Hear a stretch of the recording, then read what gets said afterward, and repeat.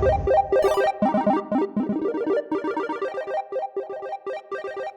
and welcome to First Issue Club, your weekly comic book reading club that covers almost exclusively first issues. We're also going to talk about a little bit of comic book news.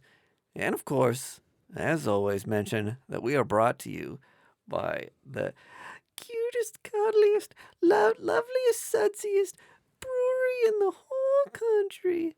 Boulevard Brewing Company is our sponsor via Space Camper Cosmic IPA, a delicious hoppy beer that you can crack open a can of, open your mouth, pour it in your gullet, get it in your blood through absorption, pee it out, and then drink it again. Exactly right. The only beer you can piss and it actually enhances the experience. Yeah. So well carbonated that you might feel it fizz when you pee. That's the tagline. Yeah. So fizzy you piss foam. Sorry, Boulevard. We'll make it up with a better ad next week. Yeah, we're just reading the copy. I think they're going to be at Planet Comic-Con, and we're going to be there too in like a month. So it's April. The end of April is when it's supposed to all go down in the very DMs. soon. Man, cons, they're back. Speaking of cons, let's get in the news. Oh, in the club today. Wow, what a fucking segue. That was awesome. Thank you. Too bad we have to tell our names now. Budget King. Greg. Mike D. All right, we did our names. Back to the news. Did you see that SDCC, San Diego Comic-Con, has franchised? I had seen that, yes. They're going to. They've got ideas to. Okay. For the layperson, including me, what does that mean? What is to be franchised? You can, classic franchise scenario. Got it. Dairy Queen. Okay. Papa John's. So wait, so hang on. So we could purchase a San Diego Comic-Con. Domino's. What we could do is we could parlay Planet to be a franchisee of San Diego Comic-Con. What are they calling it? WonderCon or something? San Diego Comic-Con International. Yeah. Okay. So like Planet would become one of those. Okay. So it would be San Diego Comic-Con International presents Planet Comic-Con. Okay. And they are doing featuring First Issue Club podcast. They're doing this to compete against ReedPop, likely. Right. Who own like NYCC, Yeah. C2E2, PAX, things like that. It's funny when you think of who has the market share just for the word and knowledge. Comic-Con. Like when you think Comic-Con, you think San Diego Comic-Con. Exactly. And the fact that they haven't tried to branch out. I mean, part of it might just be that it resonates so much with San Diego that no one really cares if they're like, Tulsa Comic-Con brought to you by the people who bring you San Diego Comic-Con. You know what I mean? Do you think the saddest Comic-Con in the world? The thing is that they know how to do it well. They know how to pump resources at it. And that was kind of the thing with ReedPop. Like you have people who want to have conventions. Their conventions are shitty. They're not a great draw. You bring in these people to manage it and they have the contacts. They get the celebrities. They manage the contracts and all the infrastructure of the city that goes into like having a successful convention. There's some cities that just literally cannot support the parking and transportation to draw the right amount of guests. You know what I mean? So they ultimately fail trying to put these things together a lot of the time. But so SDC, kind of exciting, I think. SDCC has said, we're in the game. Yes. We're coming after you. Yep. They threw their hat in the ring. They've thrown their damn hat in the convention ring. Do you think this was brought on by COVID and the lack of numbers and attendances, and specifically San Diego Comic-Con in the last 2 years? Because you gotta diversify, baby. In 2022, you just gotta diversify. We got a franchise now. Is that why video game properties are buying so many publishers for comic books? I think when your bread and butter is just like one convention in one city. When your bread and butter is Lou Ferrigno coming in. And then it doesn't happen. Like, you're like, fuck. Yeah. Like, it's bad. So, yeah, if they had more events going on throughout the country, throughout the subsequent years, they wouldn't have to worry about it as much. It seems obvious that Reed Pop wasn't hit as hard, and they were in cities that in Chicago, they're more likely to be like, I'm not so worried about COVID. Yeah. You know what I mean? Yeah. And, so that's what it is. SDCC is trying to expand into red states. I think That's where the money's at. I think what'll be interesting is if they target markets that already have large Reed Pop conventions. So like for instance, like can Chicago support 2 massive comic book conventions? Yes, I think it can. I think one wins out. Is there a scenario wherein one is better, and every year more people say, "I'm just going to go to the better one"? Yes. Well, I mean that's our city. That's literally Kansas City. That happened in Kansas City. Can it? Can San Diego prove they do a better convention than Reed Pop in Chicago? Like, I'm interested to see if those sort of things happen. I bet they go to NYCC first. I mean, why wouldn't they You just think they go? to New Well, York? wouldn't let's use Chicago as the example. Wouldn't they be just like rotating the same guests on both conventions? Okay, so here's the thing. I think San Diego's popularity and their like bread and butter is all the movie Celebrity stuff, Yeah, like yeah. like movie I think shit. that gets more people to come too. It does. So I think that like if they can replicate that, which is massively bigger than anything even NYCC really does, because NYCC, the biggest thing they're getting is TV show shit, right? Yeah. but not movie shit. Well, imagine if they did like the Marvel. They did a Marvel announcement panel in Chicago. Yeah. Even if you just did one, and fucking Natalie Portman walks out, and it's like, we're gonna show Right. the trailer for Thor: Love and Thunder for the first time. Like, people would lose their shit, and that would be the con going forward. Yeah, I think that they aren't even comparable. Like they're so like I think New York Comic Con in a lot of ways has been like, we don't need to worry, we do our own thing, we have our own lane. Mhm. But if San Diego was like, wait, we're gonna do what we do here. We'd also like to come into that lane, please. Yeah, I think they would be like, we're done. Yeah. Maybe. I think you would have a lot of overlapping guests. I think, Chicago delayed C2E2 until like December or something. You This- went this so past you, year? Yeah, you Yeah, it tell was me. December. And then they're having their next one in a couple months. Yeah. So, Like September or something. I mean, that's going to show how often people in Chicago are willing to go to a comic book convention. And for a city that big, I don't think twice a year is insane. Well- but like we're suggesting, I think there people will have a favorite and there will be a winner. Well, San Diego, march your ass over to Kansas City. Open market. We only got two we'll help cons. you out. Yeah. We'll MC. You got hosts here. We'll talk about shit. All right, yeah. I'm glad we spotted this and found this out.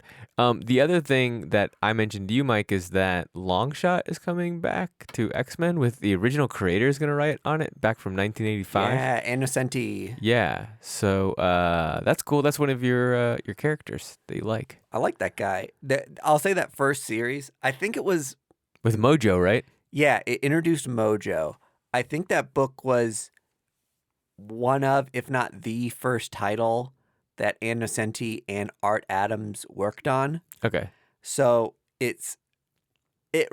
when you go back and revisit it, it is not good. It does not read well. It's But like at the- slightly like standalone too. Isn't it just like really weird? It's like a one of Yes. 4. yeah, It's it a is. limited series. I is think right. it's It is a 1 of 4. Is it just 4? I think it's more like 6 or 7. Oh, maybe it is 6. Okay, Yeah. sorry. I didn't mean to correct you then. I don't know why I corrected over like a 2-issue thing. It's a limited series. Who Okay. cares?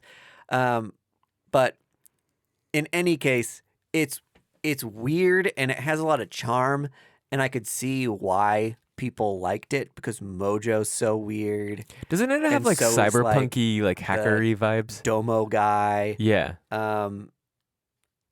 Kind of, but it's like Longshot was from a future alien planet and it Okay. ended up on Earth, and it's very ambiguous, like how or why he's there. Like, I can't even remember. But he is a mutant. Well, that's the thing. I don't think it was really established in that comic that he was a mutant because he's like from an alien world, right? Mutants were kind of like An Earth A thing? genetic Earth mutation. yes, right? And he's also got the like Nova Star blasted over his eye, right? And some iconography associated with that. So he's got a handful of different Marvel Universe What is Longshot's power? things going on. He always bets on the long shot. Okay, yeah. He's a better. Yeah, he's a gambler, So he doesn't- an addicted-ridden gambler. He doesn't have so much a power as crippling addiction. He knows a sure thing when he sees it. Honestly, I can't remember. It might be that he's lucky. Okay. He carries a gun. Does that have anything to do with like He's sharpshooting? got, I mean, he's a future guy, so he's got a blaster. Okay. It might just be, he might have the whole domino sort of thing Okay. where he just like naturally has luck. I'm sure I sound like an idiot, but Sorry to put you on the spot. I loved Mojo and I love Art Adams. So it'll just be fun to see what this book is.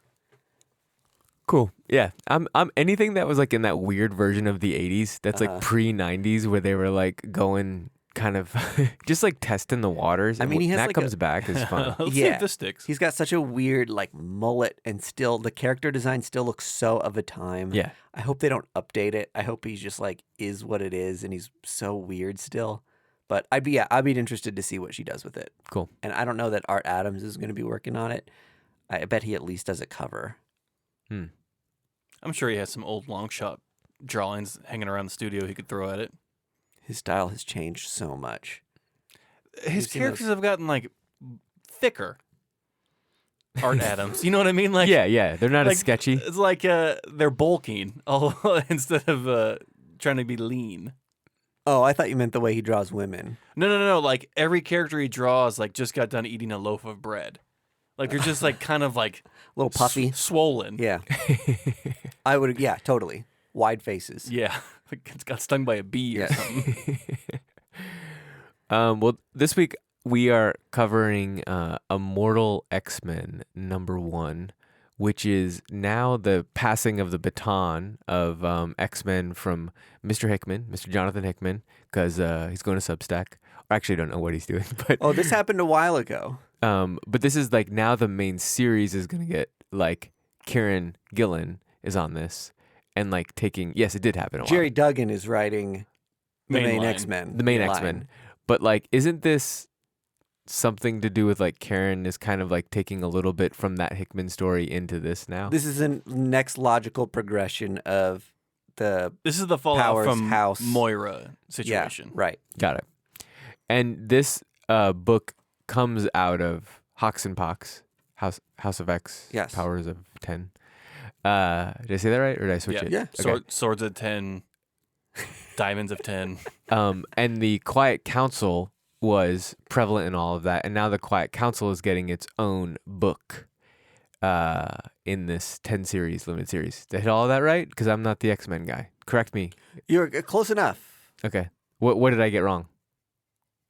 We'll talk about it as we get into the book. Actually, I mean, you're pretty much dead on. This isn't the new ongoing like main X-Men line. Okay, it is not, but I have heard people talk about that it could become the main line. Yeah, I know it's only a 10. Like this supersedes no. the X-Men title. You don't think so? Okay. This is like I don't think they're going to be like, let's stop making X-Men comics and they're all Immortal X-Men moving forward.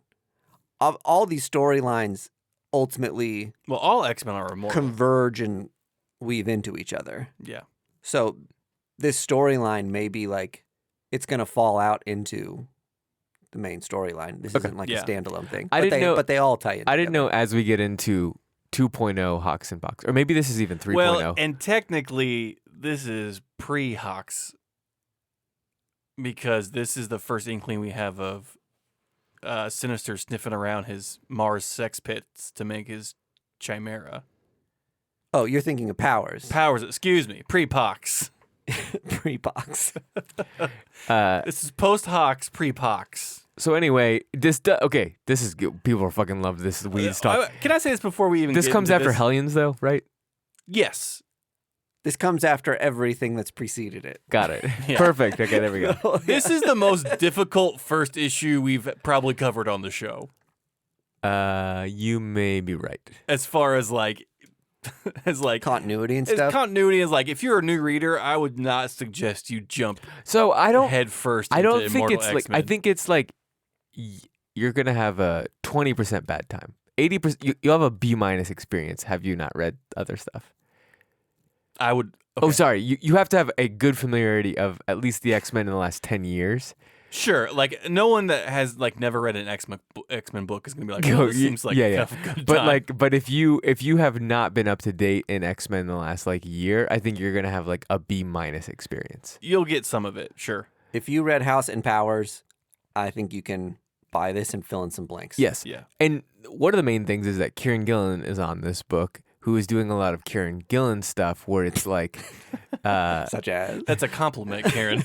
yeah, totally. I think so. The banter is very witty. A lot of anti-hero-ness of it.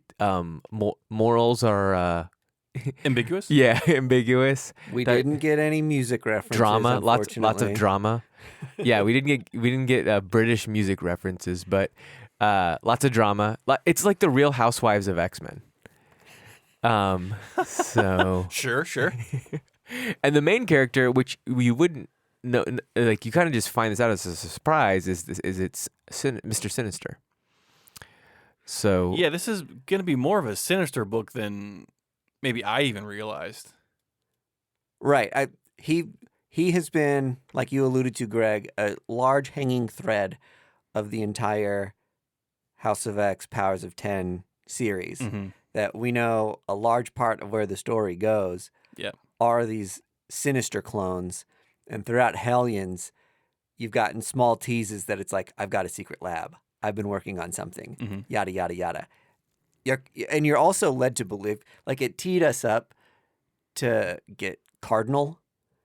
Yes. It's kind of like building to and teasing Cardinal. And then when you don't get that and get the thing you do get at the end of the book, Mm-hmm.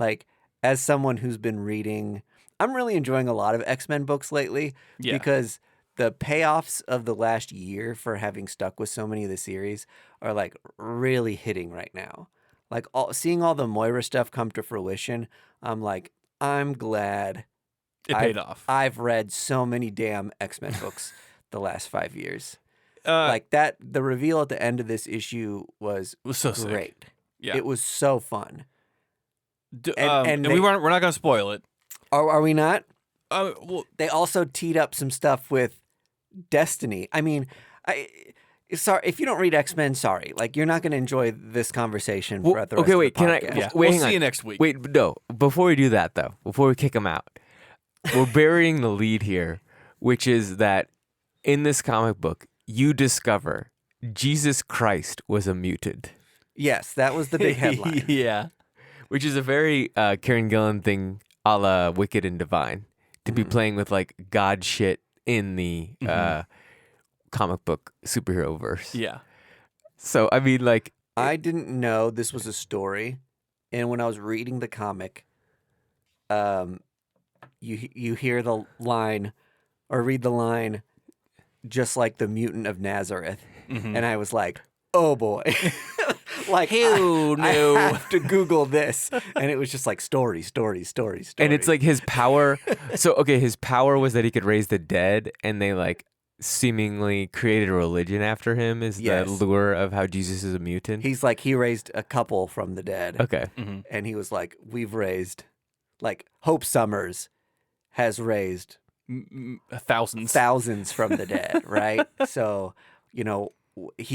she's being called Messiah by some. She's loved. She's unprepared for the Quiet Council, but ultimately, Well, I hope that Jesus gets a little storyline in the rest of these issues. I wouldn't No hold your way. breath. They're not- I they're would not not gonna hold touch your that. breath. I almost wonder while they were editing this if It said Jesus. It's almost a throwaway line. It's literally a half a panel. right. Yeah. It makes me think that if Marvel editors really clocked it, they would have been nah, maybe we don't do this. Maybe we don't say Jesus Christ was a mutant.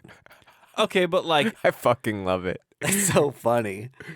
How would an X-Men editor miss that, though? How is this not on Fox News? If- I'm Exactly. surprised it's not like a bigger story. Yeah. Yeah. Marvel claims If Superman Jesus having a is- boyfriend shuts Fox News down for a week, Jesus being a mutant. yeah, that should be fodder for the next year and a half.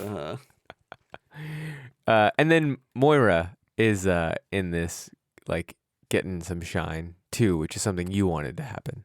Yeah, we can go ahead and spoil the ending. They know what they're here for. Well, yeah, we wanted some comeuppance for Moira, and we finally got it in Lives and Deaths of Wolverine, among some other tie-in books, which we talked about this maybe a week or so ago. I can't remember on the Patreon or not, but it was blowing me away that so much of the resolution of Moira It was happening in Death was of Wolverine. happening in 10 Deaths of Wolverine. And now it makes a little more sense that, like, that storyline can be a little throwaway, because at the end of this book, you have your spoiler warning. Nathaniel Essex has been cloning several copies of Moira in her mutant state. Yes. So, That's Mr. Sinister. yes, Mr. Sinister. So, ultimately, he can reset the last 40 years, 50 years, whenever he wants. I'm assuming in this timeline, I think Moira's about like 45. In there, so, somewhere in so that he region, can he can go back 45 years as many times as he wants. which opens up He's found a way to, some like, time capers. yeah, he's found a way to compartmentalize, like, the knowledge he's learned up to this point, and basically, like, send it back to himself when Moira reboots. Yeah, And so he's hijacking her powers, more or less, which has been his whole thing as a mutant throughout the X-Men, is being, like, obsessed with mutants, cloning mutants. yeah.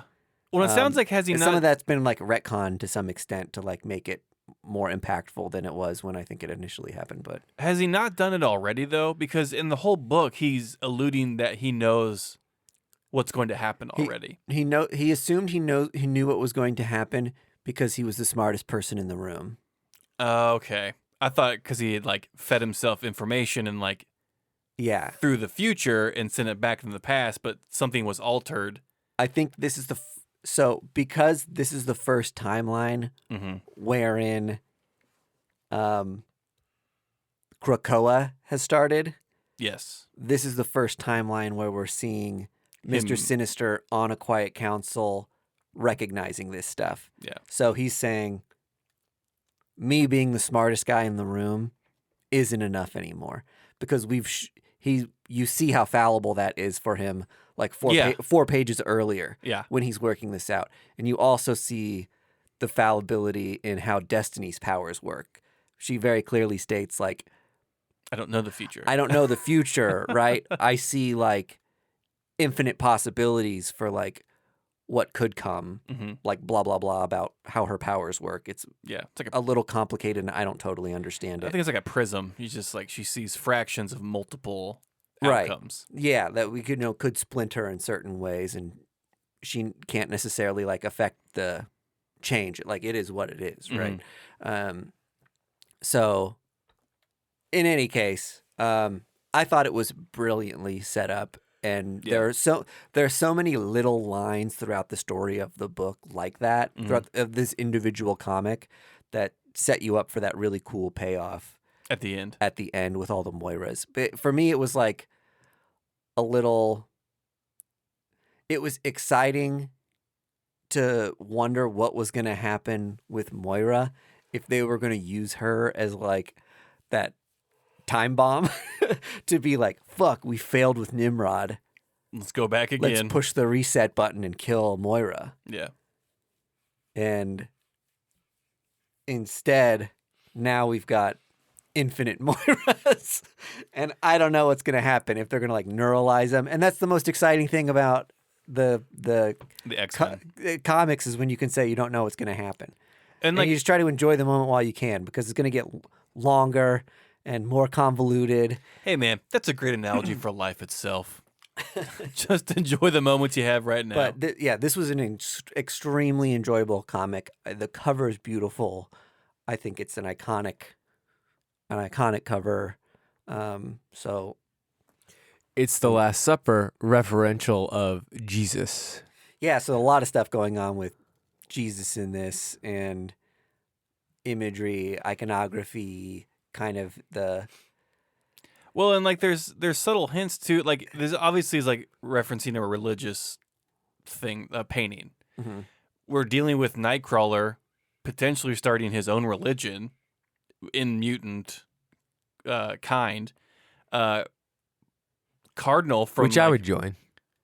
I would definitely join a mutant religion if I got mutant powers. Yeah. For joining the religion. He's Catholic, so I'm probably in. Yeah, you're in enough. But Cardinal from Hawks and Pox was like a chimera of Nightcrawler and a few others. Mm-hmm. Like, is that our first sign that like his religion paid off in the future? Well, the interesting thing is like he could be named Cardinal because he's red. Well, okay, but he's also like he was spouting some religious. But Cardinal is also like the highest level a priest can reach before becoming pope. Yeah, That sounds right. I'm don't gonna think go with it there's that. goes priest, bishop, I don't think there's anything Cardinal. between Cardinal and Pope. super cardinal. Yeah, hyper Cardinal. Your eyes okay? Oh yeah, they're great. Okay. You some Visine? Oh yeah, always. Always. I'll spit in your eyeball. So maybe, I don't know. Yeah. I think it was just a fun visual to play with when you're thinking about all the members at the table. Yeah. And just how Kieron Gillen thinks that just the, I guess, importance you're putting on it, and the paneling was really interesting, having everybody like speak one at a time, and we moved through everything, and it was very funny to contrast like how serious and monumental it felt to people who've been keeping up with the story and wondering where the X-Men are going to go, facing Nimrod and all these potential clone chimera situations, and then have the really silly narration of Mr. Sinister kind of like laughing off people, making jokes at people's expenses, thinking he's going to completely understands and can predict everything, and then having it like fall flat, blow up in his face, right? So you would probably say that X-Men is like the marquee book of Marvel, right? I mean, besides, I guess Spider-Man and then X-Men. Spider-Man and then X-Men. Yeah. So Spider-Man is to Batman. Yeah, sure. Like of DC. Uh-huh. And then X-Men is what? Like what? Justice League. Is it? But I don't You know. don't think Avengers would be Because Justice the League? I don't Avenger- think people like Avengers as much as they like Justice League. yeah, okay. So here's my. Well, if we're just talking about like popularity Yeah, and like yeah. bigness. Yeah, Okay, yeah. Sure. And we're talking comic books, not movies. Like No. yeah. Straight comic stuff. So here's my thing then. Justice League is seemingly, and DC works hard at this, like you can enter it often. Mm-hmm. Like you can at least try Mm-hmm. and stuff. Like there might be some things that like have play out or whatever from like death metal or something like that or whatever it was called. Easy. But like X-Men is like it. Is it gonna have to have a reckoning where it's like, okay, you can enter again? I think that's what Hawks and Pox was or tried Yes. to do. Is it gonna have to like do a little bit of DC-ness to be like, we're dumbing it down. Like we're gonna step back a little bit so people can enter. We're gonna shake them up. It's not going to happen anytime soon, I don't think. Okay, so they're just gonna run with this straight up like you're an X-Men fiend straight to the veins, or get the fuck out. I think there's a lot of X-Men fiends, Yeah. and I think part of the allure is how inaccessible it is. I think there's a Yeah. It's like I think there's like a thing where like you feel like you're in a club mhm. and you're There's so many X-Men books, supercharged too, by how though. convoluted it It's is. like Yeah. people who text you their Wordle score every morning or something. It's just like a huge Oh, club that I'm not a part of. Yeah, I Okay. think it's way more deep. Wordle, by the way, and anybody listening to this, is a joke of a game, and that's why you enjoy it, because of the ease of it, and that you can flex to your friends. So you should stop playing right now and read more comics, like straight up. There's no even debate. There's no comparison at all. Yeah, just stop playing Wordle. This is more like, listening to Rush or Coheed and Cambria. God. where it's actually heady shit and Yeah. it's like hard to get into. Complex. Yeah. So yeah, Russian Coheed, one of the same.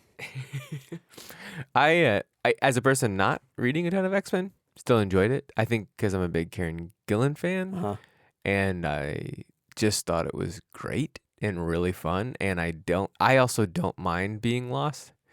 So like I think it was. I had a working knowledge of what happened in Hellions, Uh-huh. so some of that kind of played out a little bit. And I had read Hawks and Pox. Yeah, so- and I don't think like Hellions is I mean, so much of Hellions was like hopping into Ten of Swords.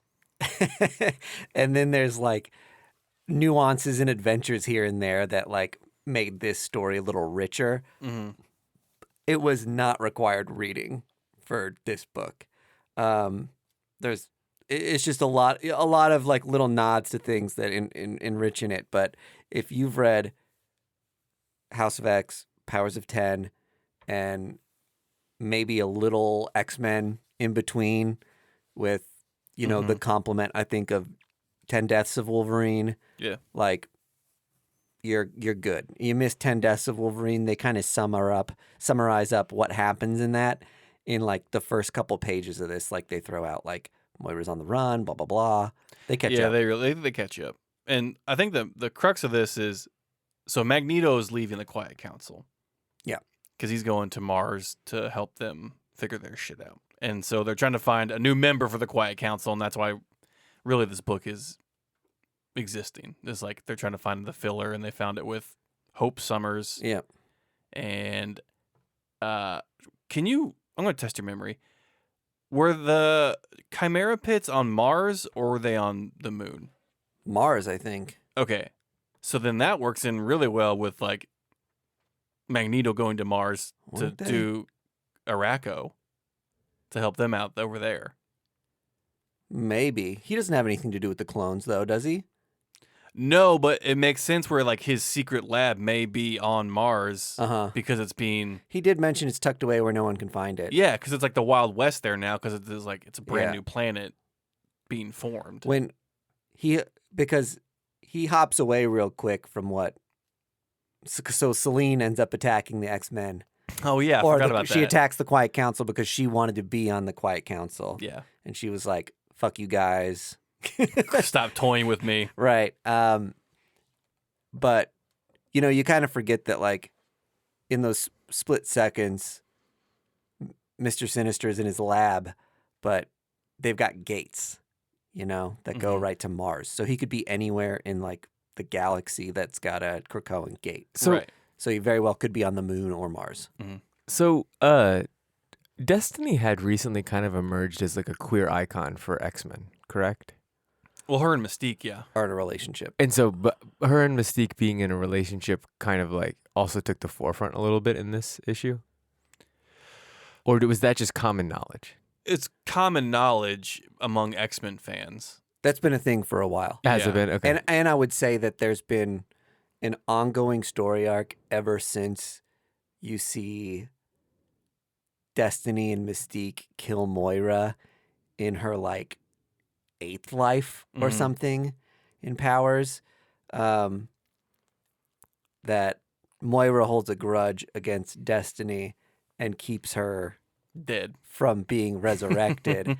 And then throughout the last however many X-Men books, you've had this ongoing narrative where every time Mystique pops in, she's like, when are you going to resurrect Destiny? Like, you're keeping the love of my life away from me. So it's been an ongoing, like, romance thing, and the build-up to resurrecting her was really fun. And it made that moment, since they prolonged it for, like, years, it made that moment really cool when Destiny came back. Yeah. And they also aged her down. That was always been, like, a weird thing about Destiny, is that she's, like, was this old woman, right? Yeah. She's been alive forever. They show her in this book in like 1919 as like a hot young thing in a flashback. And so in 80s X-Men, she was like 90 years old. I mean, she kept it tight. But, you know, we're not ageists here. So. Yeah. The Golden Girls. That'd be a nice X-Men of like the Golden Girls, just, you know, the last fling of The old X-Men. yeah. Well, Magneto, old Professor X. Mm-hmm. You know. Yeah. You into it? I know I know how much you love old people. Who do you think anyone's ever gonna put Professor X back in a wheelchair?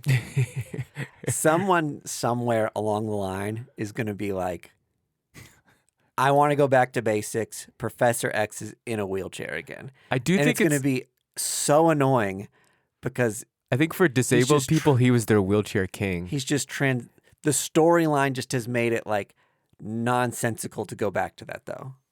But I also understand the problematic nature of saying like we've cured all impediments in Right.